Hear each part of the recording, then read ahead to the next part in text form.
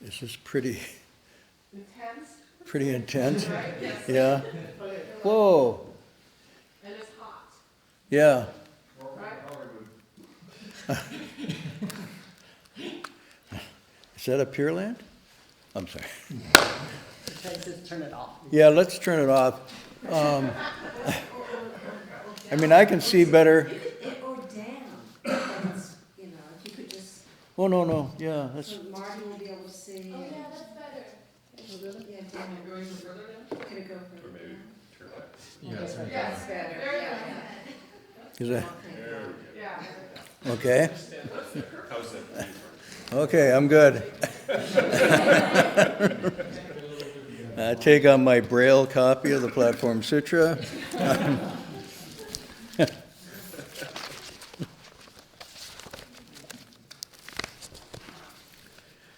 Okay.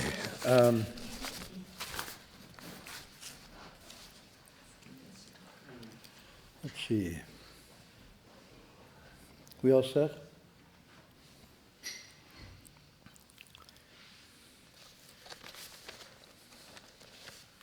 I'm not going to ask if there's any questions because I did that last week and we ended up going down a road of lots of questions, very few answers, and time went by. These last 2 pages are going very, very methodically. 2 months left. Hopefully we'll be done by then. Well, I pretend that it won't take all that time, but it just might.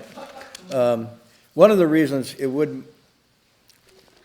might take some time, despite my flaws, is that this last section from page 114 and then through the verse of 116, by my sense of this and by my teacher's sense of this in commentaries, this is the essence of the text. And especially the last verse that's going to come up will summarize the heart and core of this mind-ground teaching. So running through it, maybe not the best way to approach it, to spend more time on it. We've already spent a good deal of time on the page 114, and so I won't go over that except to maybe just do a quick summary and then go down to the last part that we really didn't discuss last week.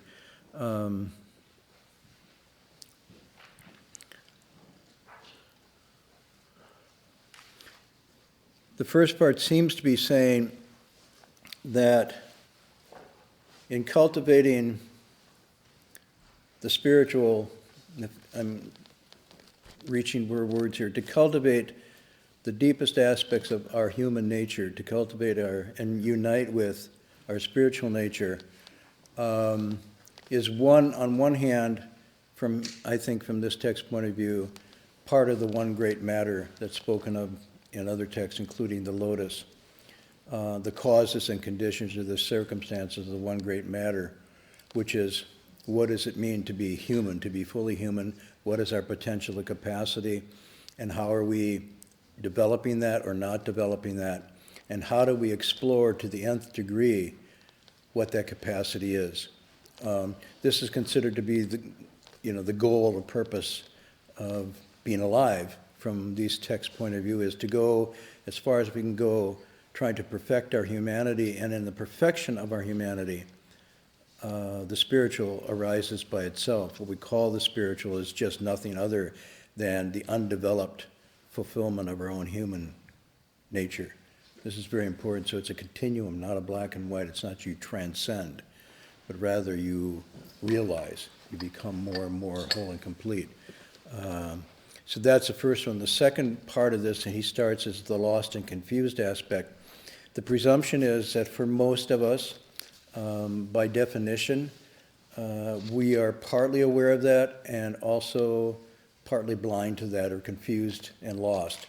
And I like the word lost because it implies not so much intentional disregard or even malintent, but just a state of not being clear and not trying to go wrong, but just finding ourselves sort of in a condition of uncenteredness, unclarity, sort of just going along day to day with a gnawing sense that this can't be it, this can't be all there is to it, but not really clear how we get out of that. And so the lost and confused is the beginning of this question. They said, what do we do for those in the future who are lost and confused? And he says, I'm going to leave you this teaching. Again, these last pages then are the compass, or the pole star, if you will, to reorient out of the lost and confusion. And he doesn't do any judgmental thing here of saying, oh, you're lost and confused, aren't you a sorry lot? But rather, it's almost presumed that we get there. We just get lost and confused. It's not like it's an exceptionally departure from what's normally going on. It's part of the process, I think, of just trying to figure out one's way through this world. And so here, you'll see a recurring theme of the lost and confused is that the going home, often called the return, or going back, is represented as the lost and confused is to go back into one's own nature. In other words, not to look outside one's own being, and in this case, the next part is living beings, which means this world, this situation where we find ourselves now. That there may be something extraordinary, but it's right within the ordinary. The Avatamsaka uses the wonderful passage of complementary, truth and falseness interlink and mingle. I really love that. Truth and falseness interlink and mingle. And the second part is, within the ordinary mind, we find the Buddha mind. This is from the Avatamsaka preface, and it's a really beautiful way of expressing it. The lost and confused and the found and straight, the ordinary and the extraordinary, living being and the Buddha, intermixed and mingled, right within the same matrix, so to speak. But we use the ordinary mind to find the Buddha mind. In other words, we take what is ordinary every day, right before us, our ordinary character flaws, afflictions, and so forth, and untying those or smelting those, or however language you want to use, straighten those out, the Buddha manifests by itself. So this is really the second part of where he's going here. The lost and confused, where to begin to search, he says, go look into the living beings. If you don't understand the living beings, you won't find Buddha. And we find this theme recurring throughout the text. It's right within this world and our life situation where we find ourselves that we find awakening. Remember, it's a wonderfully vivid passage.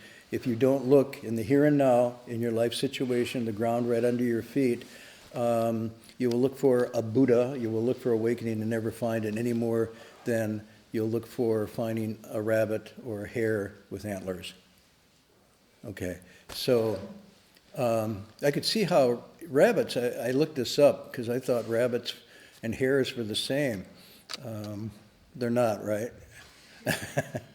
Why do you know that? I just know.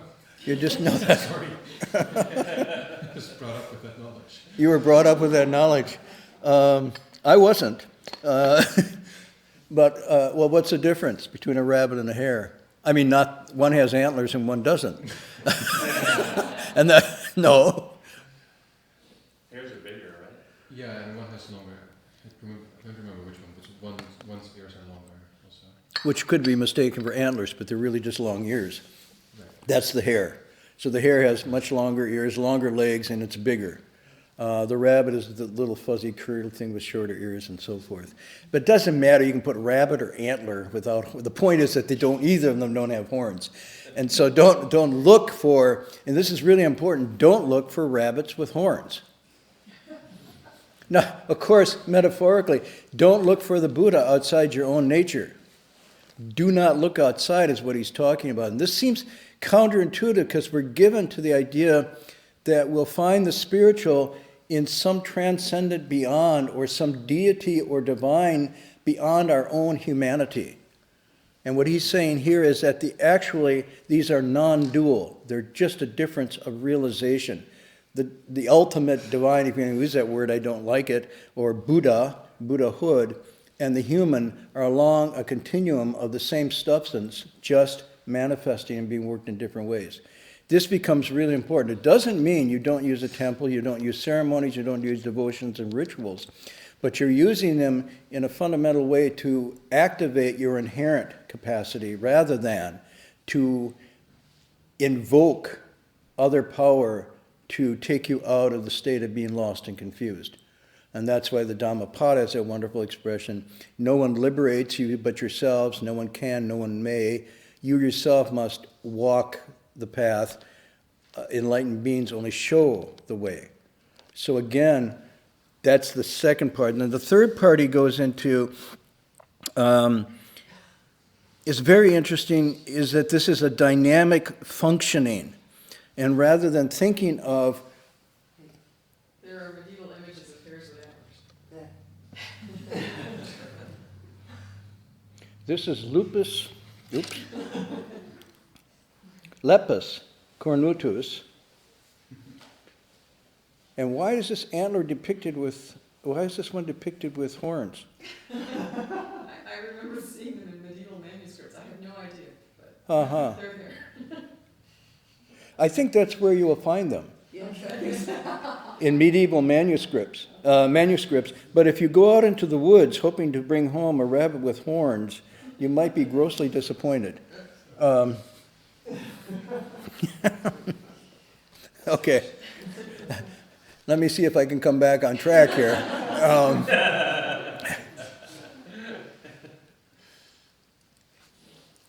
This then is, if we present Buddha and living beings, which he does, as along a similar continuum, and he says, that's why he says afflictions are Bodhi. Buddha and living beings, confused and awakened, are of a same continuous spectrum. It's just how we're working with it. And so what I'm doing here is I'm trying to show this third aspect, I think is important here, is the dynamic functioning aspect versus something static. In other words, this realization is a realizing, ing. And so I tried to avoid words working with these texts, although sometimes it's a little stilted, but I tried to avoid definitive words that don't indicate the dynamic active functioning movement. So instead of attainment, I prefer attaining. Instead of, and then, or even maintaining.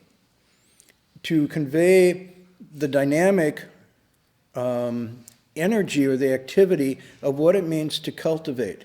And I like cultivation because cultivation implies a continuous attention, a nurturing of something.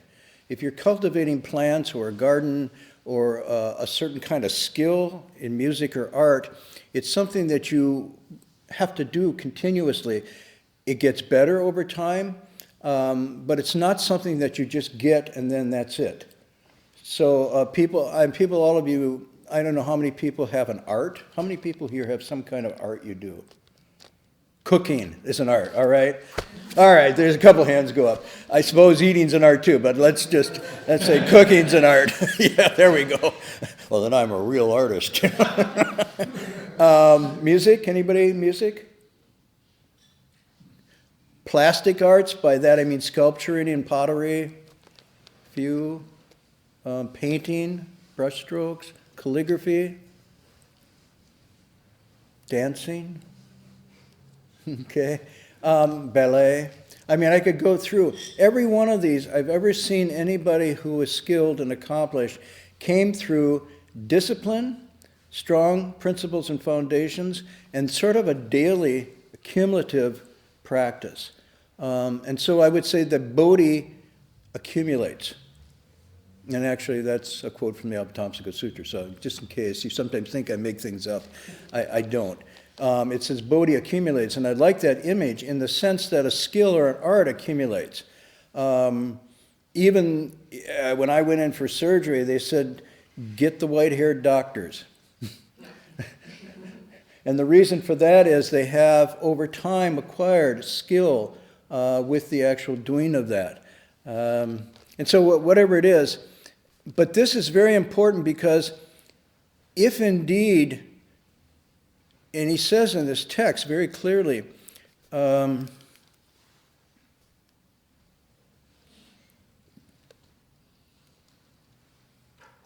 I'm going to find this quote.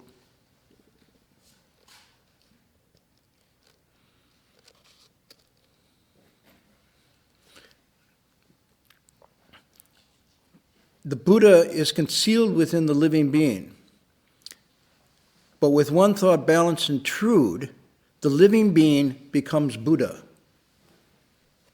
Our own mind itself holds the Buddha. This is the inherent Buddha, is the real Buddha. And then he says, if your mind did have this, where would you look? Where could it be sought? So that for this to work, it means the other is true too. With one thought confused and not straight, the Buddha, this potential, becomes just a living being. There's a plasticity here rather than a break. And so what this really means is the cultivation of this is happening moment to moment, thought to thought, day to day, almost in every movement of our mind. There is the potential to either true it and keep it balanced and centered, or to go off.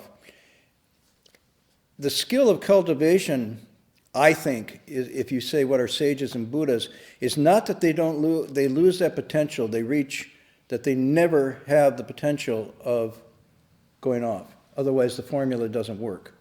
But their maintenance level becomes, they say, irreversible. It becomes so deeply cemented that they're called irreversibility. In other words, they've changed these impulses into something that their first act is always coming from straight and true and not deviating. But it's a cultivated state of attaining rather than attainment. But that means for us is whatever stage we're at, it's a trajectory of gradual, cumulative, observing the cause and effect within our own thoughts, actions, and deeds, and watching what happens. As that gets better, as we get the feedback, and sometimes it's really a blast. I don't mean like fun. I mean like it'll hit hard. We do something, say something, even entertain or dwell on something mentally, and we can see before our eyes a transformation occurring. And before our eyes, I mean right within our own bodies and minds. And if we become more in tune, if we actually had very sophisticated biofeedback mechanisms on us, hooked up all the time, EKG, let's see what else would work, EKG, EEG, Thermometer, blood pressure. yeah, the blood pressure, but it's the galvanic skin response, which they do for lie detector tests, which takes it on the surface of the skin and notes changes there. And then, of course, if we had a functional MRI going, and we could then access the subtle neurotransmitters and hormones coming out of our system, and if that was on full blast, like our TVs, we would be shocked to the degree to which those things alter and change as we think, as we feel, as we use our thoughts and emotions, and even more so in our actions. Now, sometimes we are aware of it. We do things that are pretty strong, and they give us feedback, whether it's blood pressure or so on and so forth. But it's always going. That is the stuff of the feedback mechanism between a living being and a Buddha. Buddhas or Buddhas around the path get more and more sensitive and alert to what this is, so that they are, I mean, that's one of the things, if your meditation is progressing, you should be listening to yourself more closely. You should be feeling the movement of emotions and so forth going through your body and mind and system as you're sitting in meditation. This is one of the reasons to do meditation. It helps you to tune out the distraction and listen to yourself really carefully. And if you do that, when you're sitting for a while, even a thought of anger or jealousy, you'll be able to feel it going through your body in a much more concentrated way than you would if you're just experiencing it out. And so one of the purposes of meditation is not to get away from the ordinary, but it's to tune into it really precisely and closely. And that is an unfailing mechanism that you can use. I don't know if any of you have experienced this, but an outburst of anger or jealousy or lust, all the bells and whistles go out. It's like a penny arcade. I saw this happen once. I was at a conference where they hooked somebody up like this, so that I know how the guy was hooked up, and they asked him if he had pretty much good control over his mind, feelings, and emotions, and he was a professor and so forth. And so they had the screens all showing the various feedback mechanisms. And then they showed him various pictures out of a magazine. I won't tell you what they were, but at various points you look at it and they'd say, has that moved you or excited you or, no, it's okay. It was like, but the machine, boopity, boopity, boopity, boop. And it was like, now, so he was, quote, unaware, but also kind of rationalizing. So the funny thing is we're aware when we're rationalizing our thinking process, but are we aware when we're rationalizing our emotion and impulse process? Probably not. And so we think that we're actually masters of ourselves when in fact the whole biomechanism feedback is just going all over the place. But as you meditate and really start to calm, then what happens is that it doesn't go away, but you become aware of it sooner and sooner and sooner. You actually get to see not just anger going out, you get to see the beginning of it, and then you get to start to see the seeds of it, because you're getting a kind of sensitivity that goes faster and faster before it actually gets out of the corral, so to speak. So partly what meditation is doing is allowing for that attunement. And we just read a wonderful passage this week from our text, and I think if I ever finish this before the semester's over, I'll share this one. It's one of my favorite little suttas called the Mango Stone Sutta. But in that, one of the definitions of shramana or samana, is the idea of attunement. There's an evenness. This is from one of the Theravada translators. So, and the example that's given is a well-tuned guitar or lute. And so, if the strings are too slack, it doesn't respond and doesn't make that sound, but they're too tight, the opposite is true. But when they're perfectly tuned, and the Buddha used this metaphor, when they're perfectly tuned, they not only play out, but they also receive and resonate with the according proper chords inside and out. And then this is used as to actually think of ourselves as an exquisite instrument, and the meditation process then is to attune, to put towards tuning. And by attuning our natural abilities, not supernatural abilities, just our natural abilities to be very finely focused and listened and aware, we start to realize we have everything we need to attain balance and insight. And by doing that, gradually you get to the place that's called, in the midst of the 10,000 things, you're not moved. It doesn't mean you're not aware, it's just that you're not thrown out of tune. And this becomes really important, because then the emphasis is not to seek outside for someone to take care of you, but to really to listen to yourself, see yourself really carefully, and attune to those things, the natural feedback system. I'm trying to demystify this because it's very natural. And as you get better and better at this, less and less eruption is taking place. That eruption is the affliction. Less and less eruption, things just start to quiet and settle by themselves. Not because you're repressing them, but because you're actually seeing through them, and you're catching them earlier before they take you over. So this is really the third part I wanted to say that he's stressing here, which is the dynamic balancing. Hello?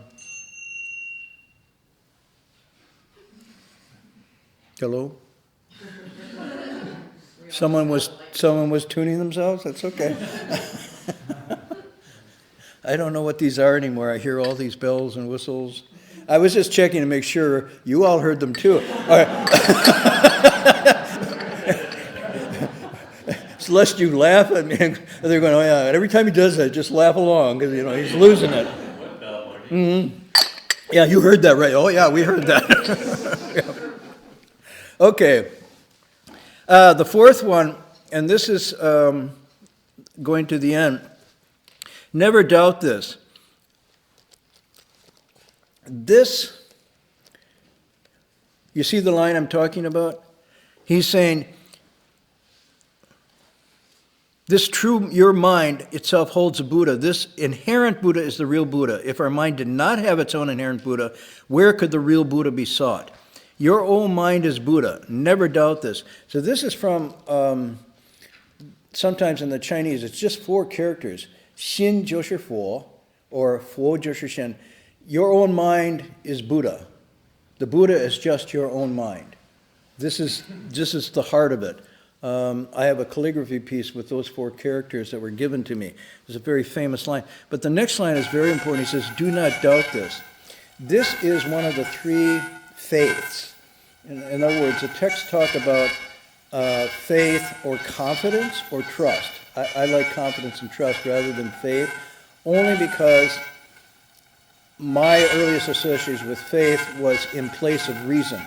It was something that you had a blind belief in rather than an inspired belief. And so sometimes the root word of this is xin. Tone-wise, somebody help me. First tone, fourth tone? Fourth? She says first. First tone for faith. This is funny. And she said, shin. And I said, no, faith. Oh, shin. Okay. Feta says it's a 4th tone. 4th tone. Concurrence. Okay. So it's a 4th tone. It goes like this. Shin. No. Shin. It's like you're just dropping down. In Sanskrit, it has different words. It's probably Shraddha, is my guess. And, huh?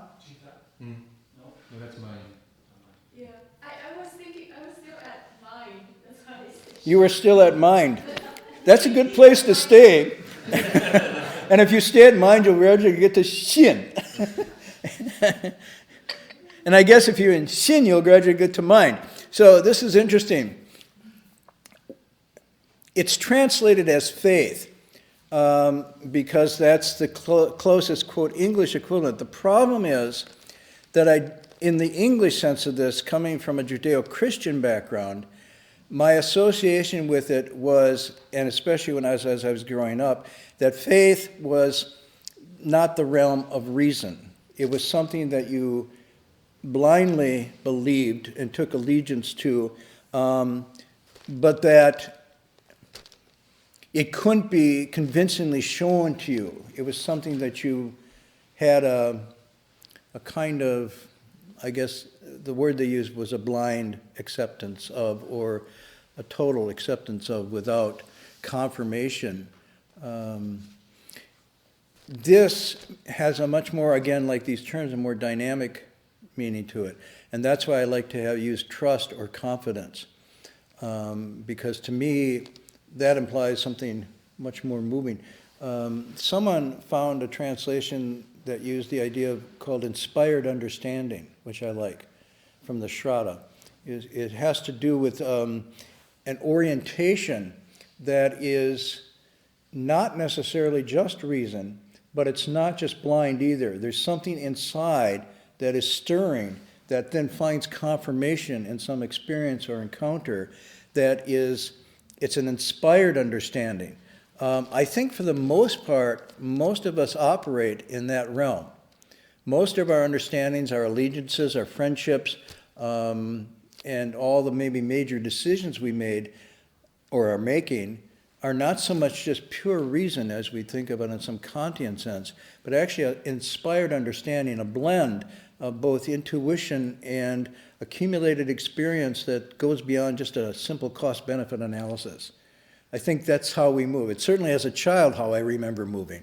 And it was a lot easier when I was a child. Reason was a mixed blessing, to say the least. So I think this confidence or faith that he's talking about, he says, do not doubt this. Of the 3 faiths that are necessary, the 3 confidences, one, to have some confidence in the teachings. And so I'd say it's a hypothetical trusting. It's not absolute, but you have to start with some sense of these teachings are reliable and sound to be explored and confirmed through direct experience. Okay? If you don't have the confidence that the teachings have some fundamental solidity to them, then you won't be able to test the experiment because you'll always be second guessing. You won't commit fully to engaging all the elements you need to. The second faith is to have faith in the person transmitting the teachings or the teacher. But again, that is not unquestioned and absolute, but it's a check and balance mechanism. But you have to feel as if, okay, Hui Neng, I'm going to have some faith in him or this teaching that he has laid down. And then finally, or maybe first, is faith in yourself. And these are the three that are presented textually. So it's your self-confidence is absolutely essential.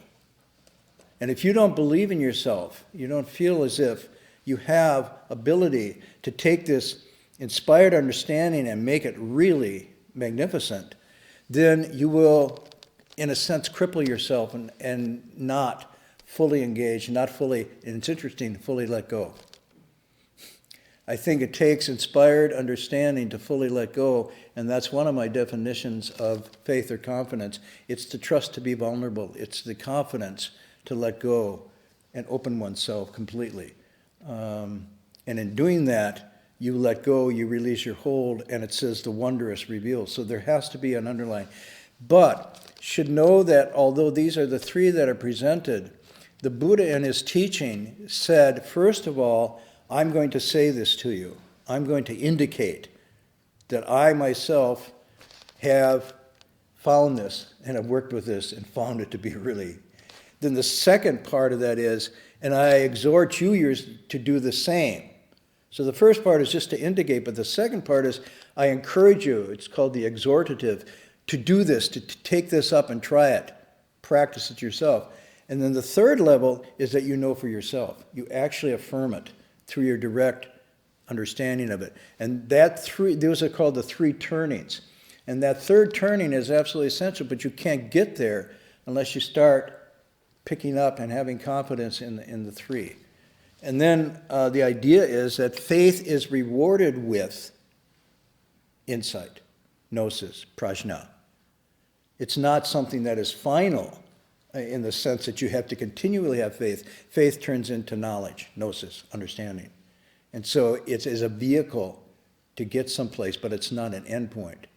I don't know if this makes sense to you. Maybe some of you don't have the same background I do, but it's to understand that faith is a dynamic thing that you work with that then rewards itself through direct insight rather than requiring you to have further unconfirmed belief.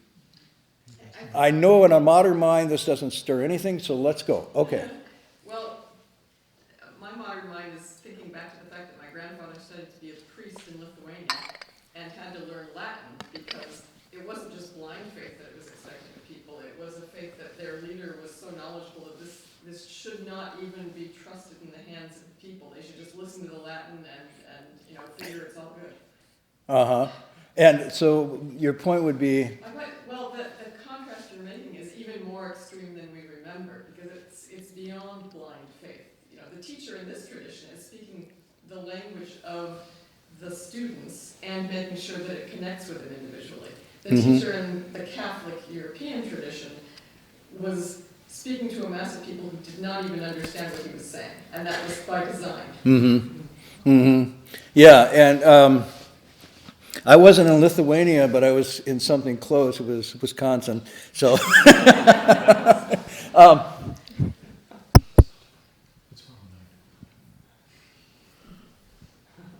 The microphones are for the online listeners, because if we don't have the mics, then people who tune in for the live stream, they don't hear. So I'm hearing bells, and the people online are just not hearing voices that I'm responding to. Right. This is wonderful. It's an hallucinogenic evening at all levels. I had the experience I was both encouraged coming through the Enlightenment tradition. Everybody know what the Enlightenment tradition is? It's not the Buddhist thing I'm talking about, the 18th century European tradition where reason is considered to be the measure of what was correct in science and so on and so forth. And so we were encouraged to use reason and logic and empirical to arrive at truth, except in this area. So this was the conflict I had growing up. On one hand, faith and reason were held to be almost deities in a sense. And on the other hand, absolute unquestioning faith was also held to be the essential of these. And I had these two systems. And when I tried to bring them together, it didn't work because one said you cannot have blind faith. You have to have a hypothesis and test it and confirm it through evidence and so forth. And the other one said you can't do that. You have to have. And so I mean, there were many conflicts growing up as a young child in the Midwest. And maybe a lot of people didn't frame their conflicts in the way I'm doing it. It was like, do I fall in love with her, or do I go out for football or basketball, or, other conflicts. But this conflict with me really wrestled. And so when I would ask about, I'm trying to understand this through reason, I was told you can't get there through reason. Moreover, reason will cheat you. Reason will deceive you because reason's coming from your ego. It's coming from hubris. It's coming from man as the measure of all things, which is the problem with that other system. And so therefore, if you use this, which is flawed, to try to get to the absolute, you won't be able to get it. And in fact, using it and thinking you can get there is actually sinful.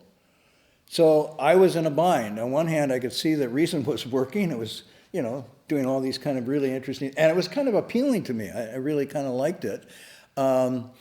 It's how I won arguments with my sisters more than anything else.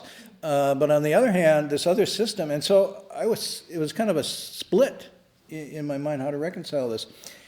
And then the idea was also further that if you have any doubt, then you're really vulnerable in the sense that you will then completely lose your soul. And so I can remember when I was in school, once we figured this out, the students figured this out, nobody wanted to doubt. I did. I was the only one that wanted to doubt yet, even though tells you something about me, stubborn or whatever. The others didn't because they heard that if they died in the state of doubt, they would go to eternal hell. And I thought it was worth the risk. Now, I'm eternal hell. I'm a Buddhist. No. But I couldn't go with the idea of not doubting with that as a threat, because for me, threats were not enough to keep me contained. And so when I discovered in this area, there's an expression, small doubt, small awakening, big doubt, big awakening, no doubt, no awakening. That made sense to me. But I misunderstood it. And so I first came and I thought, aha, this is great. I can doubt this and I can doubt that. So with my teacher, I was doubting left or right. This is fun. I doubt there's a Buddha. I doubt there's a heaven. I doubt there's a Pure Land. He'd say, okay, whatever. And finally one day he said to me, you know what your problem is? I said, what? He says, you don't doubt enough. And I thought, small doubt, big doubt. The big doubt was doubting this, the knower. And he says, you're presuming, behind what he was saying, you don't doubt this, and that's where the doubt has to go. What makes you so sure that the way you're using your mind and body right now is the measure of all things and the best interpreter or arbiter of reality? Oh, and then I started to realize what these teachings are saying. You have to doubt the convictions that you have about this I, this permanent I, ego Atman. And by doubting that, you start to then peel away its falseness, its illusory thing, and you then find a capacity for knowing that is not that conditioned, the conditioned I knowing. And part of what meditation is about is to activate the doubting mechanism that breaks through the limitations of I knowing. So this has to do with, and this was a whole new system to me. So I'm just sort of sharing it with you, and that I found that there are ways of knowing through this that have to do, and I called this last week, the text call it knowing by subtraction rather than addition. And so what you're doing is you're dismantling or deconstructing your hubris-based, centered knowledge factory, and saying, if I stop this klesha, this klesha, that klesha, whatnot, a capacity for knowing opens up that's far greater, and it is inspired understanding. That's where it confirms with. But it's not an either or. It's a continuum of moving from one to the other. I don't know if that makes sense. Okay. Any questions on that? I didn't mean to dwell on it so long, but what I'm trying to emphasize is you both have to have a real, do not doubt this, faith, teachings, teacher, and yourself. At the same time, you have to have constructive doubt in order to drill through. Now, what I'm offering here is I think these texts show us how to carry out the doubting experiment without going off. And that's where I was going to go tonight, but I can't because there's not enough time. But it goes into the passage of the verse when it says, wrong views, the three poison, enthroned the demon. So we're going right into the next verse. In other words, there is a ground that you begin with to do this inquiry, that if you get on this ground, you can then doubt really deeply, and you won't fall through.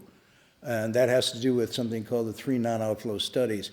You have to have a grounding in what's called shila, clarity of conscience and clarity of karma. And then you have to have, from that, you get a ability to use the mind in an undisturbed, concentrated way. So the conscience clear leads to a kind of use of the mind called equanimity or samadhi. And from that, the insight into the nature of things naturally arises. But what Shila, Samadhi, and Prajna are doing is rubbing and changing you as the knower. They're not changing the out there. They're changing the mechanism of knowing so that you activate an inherent capacity for true seeing with these obstacles removed. So in a sense, it's not to give you truth, but to orient you in a way that you can see it for yourself without distortion.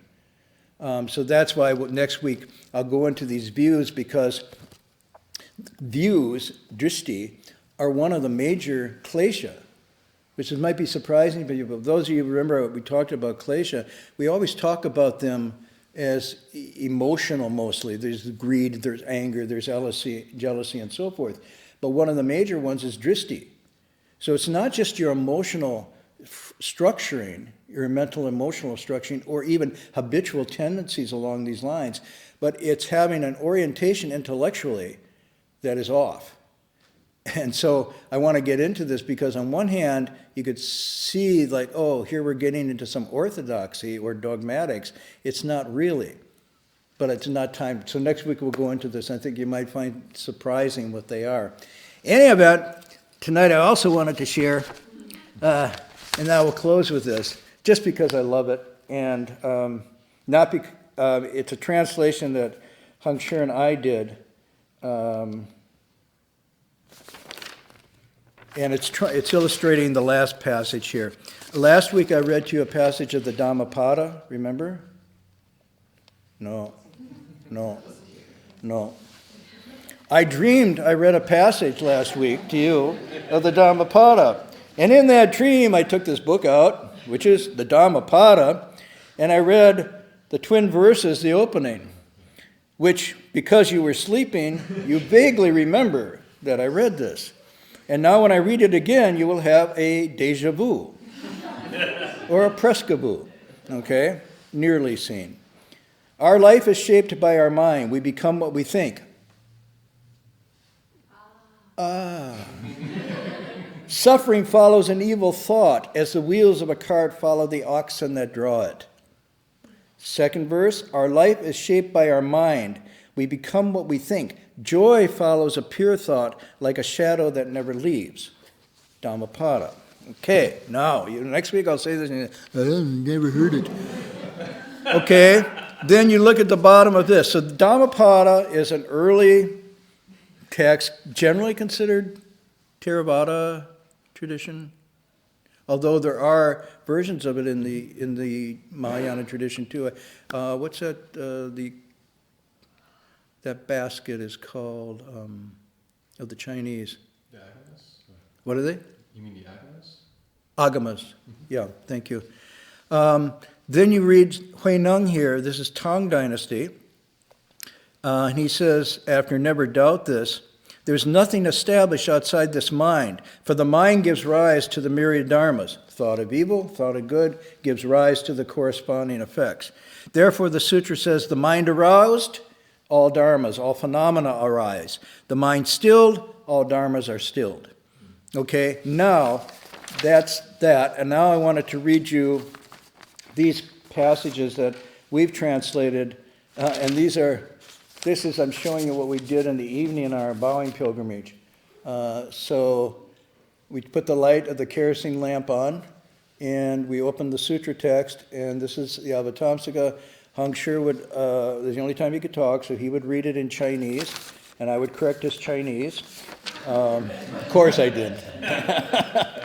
And then we would translate that. And that was our evening exercise. And I must say, this text is just, to me, it's wonderful. But I wanted to read the passages tonight that sort of illustrate this. And these are taken from the verses in praise of the Suyama heaven. So these are one of the chapters out of the Avatamsaka. And from this passage, these verses come the famous line that some of you may know because it's often recited in the Buddhist rituals of the morning or evening recitation. Rao Ren, Yu Lao Jir, Sancher, I Che Fo. If one wishes to know all Buddhas of the past, present, and future, contemplate the nature of the Dharma realm. Everything is made from mind alone.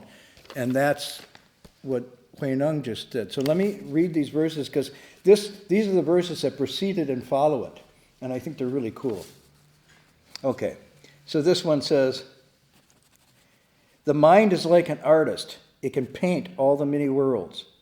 The 5 heaps originate from it. There are no dharmas it does not create. The 5 heaps are the skandhas, the 5 skandhas. So the beauty is it's like an artist. The mind is like an artist, and it just takes its canvas and it can paint. So you can, I think, oh, gee, I'm going to tour my art gallery tonight and see what I painted. Interesting. I mean, you look at your life, your relationships, your inner workings in your mind and say, here's my gallery. And you think, nobody's going to steal these books. But you see yourself as an artist. And this is what I like. It's creative. You can change your artwork. Right? Sometime I'll bring in a lovely video. I got a documentary video of Picasso painting. And you don't see Picasso painting, you just see a blank screen. And all of a sudden you see lines forming. Picasso's behind it, and he's painting, and the light projects through. So you don't see him, but you see his creation. And what's really interesting about watching this is you go, oh, it's like, oh, yeah. And then he changes it, and you go, no, it was good, don't change it. And you get involved like this, and he does the whole thing, and then he out, and he starts over again. And you think, that's good, leave it. Nope. And he goes over it again. And finally it ends up as a very famous Picasso painting. But the amount of times he changes it while he's doing it is amazing to me. And I'm thinking, if you ever watched a real artist, I'm suspecting they're all like that. They move and whatnot, and you can see also on paintings, there's 3 or 4 layers of paintings on top of each other. So the mind is like an artist. Next passage. As is the mind, so is Buddha. As is Buddha, so is living beings. See the 3? Living beings, Buddha, Buddha, mind, mind, living beings. It's a circle. You should know that the Buddha and the mind, in substance and nature, cannot be confined. If a person understands the workings of the mind, how it everywhere universally creates all phenomena, this person then beholds all Buddhas and knows the Buddha's true and natural condition or state. Knowing how the mind is to know the Buddha and the Buddha's, this is it. And it's not 2 now. The mind does not dwell in the body, nor does the body dwell in the mind. Yet one can do the Buddha's deeds. And we translate it as independent as never before, but it's tsudzai. So it means one can do the Buddha's deeds completely free and easy. And the image I have is the Guanzhuzai. Do you all know the Guanzhuzai? Yeah, he's painting an image of the Guanzai. So the Guanzai is this one. Just totally relaxed.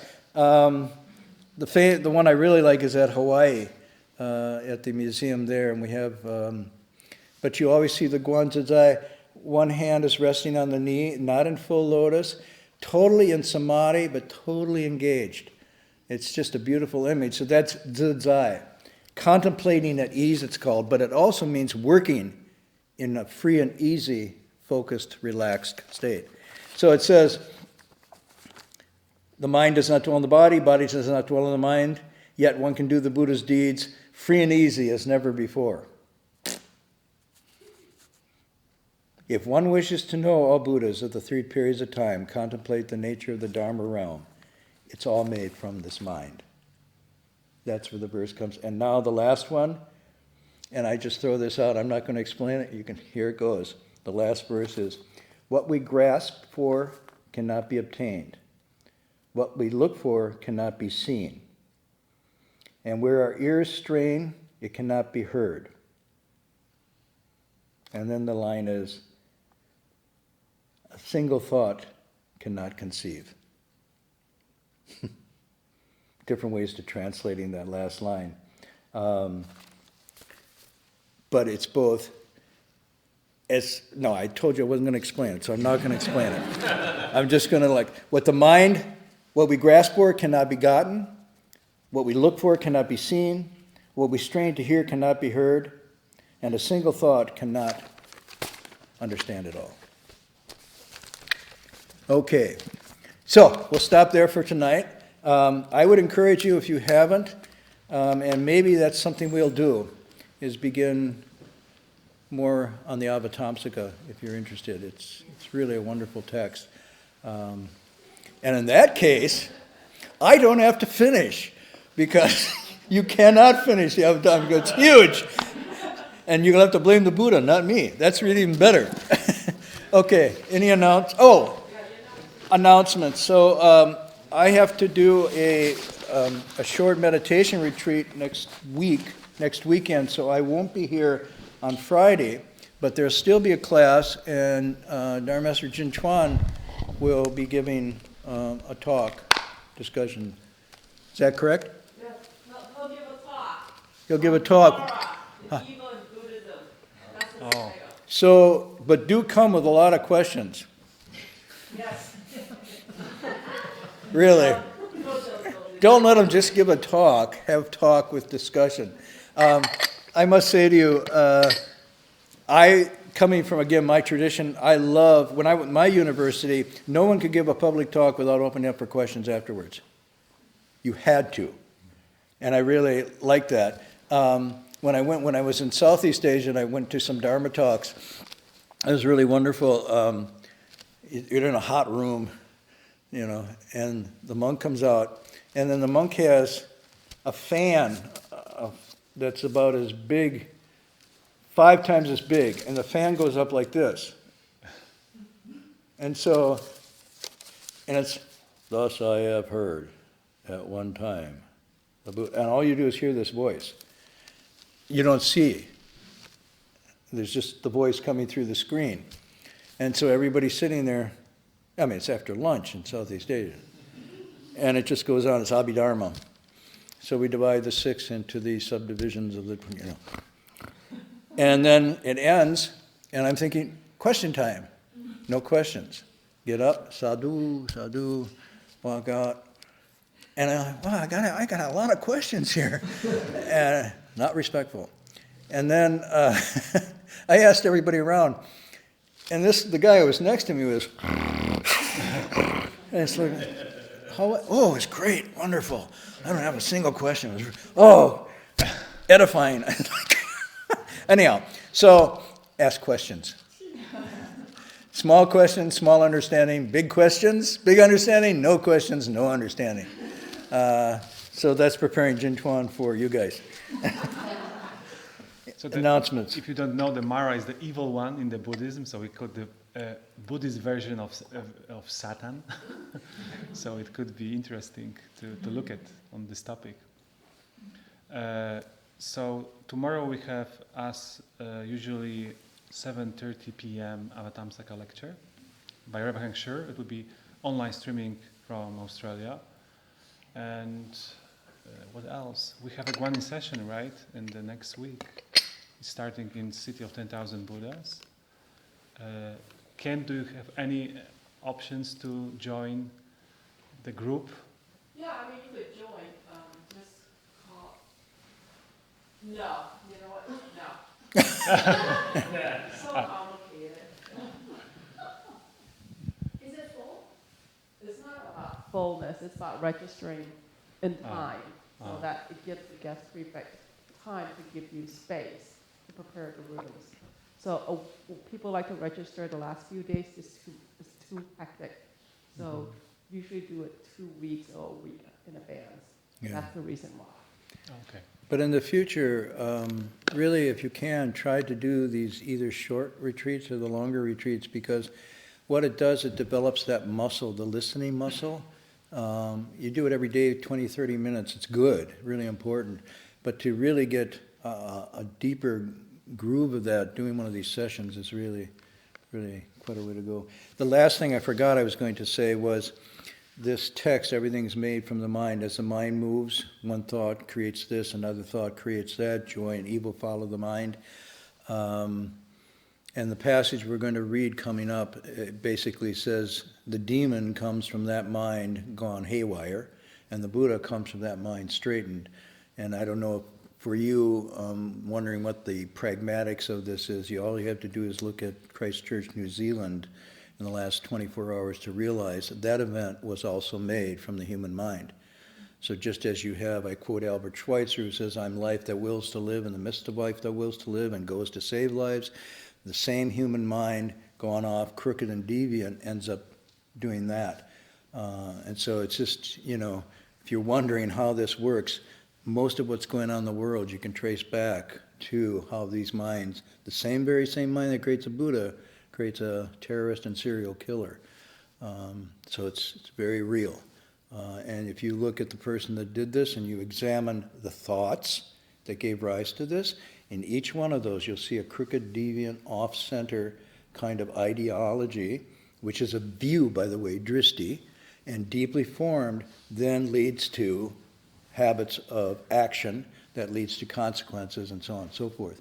So we're not talking about something that's sort of metaphysical, abstract here. We're actually talking about how the world really works.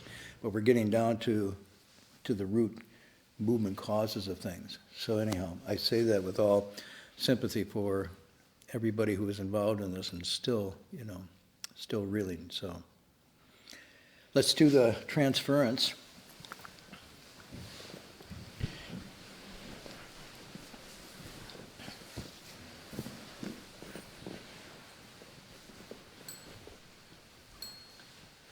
May every living being, our minds as one and radiant with light, share the fruits of peace, with hearts of goodness, luminous and bright.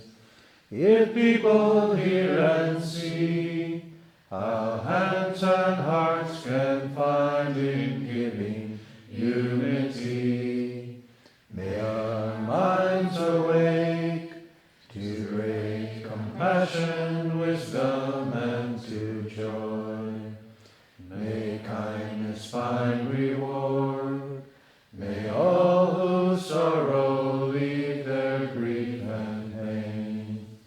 May this boundless light break the darkness of our endless night. Because our hearts are one, this world of pain turns into paradise. May all become compassionate and wise. May all become compassionate and wise.